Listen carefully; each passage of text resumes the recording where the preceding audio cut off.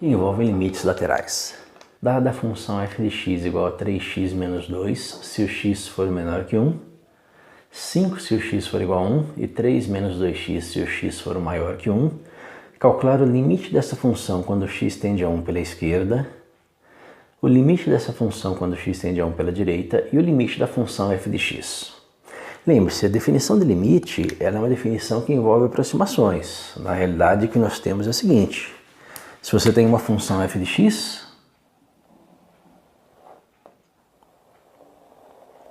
escreve o limite de uma função f de x quando x tende a A, isso é igual a um número L. Então, se o x tende a um número A, o limite desta função é igual a L, seria mais ou menos essa representação. Isso quer dizer que se o x estiver em um intervalo próximo de A, se o x estiver nesse intervalo próximo de A, o valor de y vai estar no intervalo próximo de L.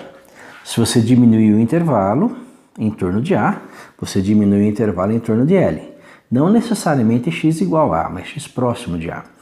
Essa é a definição padrão com épsilons e deltas. A mais delta, A menos delta. Seria o intervalo em torno de x. L menos epsilon, L mais epsilon. Intervalo em torno de y. Quanto menor o valor de delta, menor o valor de epsilon. O valor limite disso seria o valor de A. Só que aí acontece o seguinte: quando x tende a A, ele pode tender a A do lado direito ou do lado esquerdo. Nós representamos o lado direito com A, sinalzinho de mais, A, com sinalzinho de menos, lado esquerdo. Ou seja, quando x tende a A ou a 1 pela direita, ele está à direita de 1, ele é maior que 1. Quando x tende a A ou 1 pela esquerda, ele está à esquerda de 1, ou ele é menor que 1, tá? Isso aqui permite calcular esses limites. Então, o primeiro limite aqui, olha, quando x tende a 1 pela esquerda, então ele está do lado esquerdo de 1. Então, quer dizer que o x ele é menor que 1. Se o x é menor que 1, a função é 3x menos 2. E esse primeiro limite aqui vai ser o limite quando x tende a 1 pela esquerda da função f de x, quando x é menor que 1, que é 3x menos 2. Vai ser o limite de 3x menos 2, tá? Perceba que é uma função simples, né? Basta substituir o valor de x. 3 vezes 1 menos 2, que vai ser 3 menos 2, que é 1. Então, esse é o primeiro limite que é igual a 1. Quando x tende a 1 pela direita, então x está do lado direito de 1, x ele é maior que 1. Se o x é maior que 1, a sua função é 3 menos 2x. E esse limite vai ser o limite quando x tende a 1 pela direita da função f de x, que nesse caso é 3 menos 2x.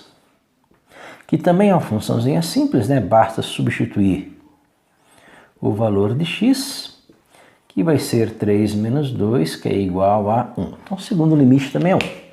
Aí pede o terceiro limite, que é o limite da função independente do lado. Tá? Percebe que aqui não há indicação de lado direito ou lado esquerdo. Então, aqui é independente do lado. Se quando x tende a A pela direita e quando x tende a A pela esquerda, o valor do limite é o mesmo, o valor limite da função é o valor de seus limites laterais. É o que nós chamamos de condição de existência de um limite, né? Nós expressamos da seguinte maneira. Tá? Existe, e é único, o limite de uma função f de x quando x tende a A e é igual a L, se o limite desta função f de x quando x tende a A pela esquerda for igual ao limite desta função f de x quando x tende a A pela direita e for igual a L, tá?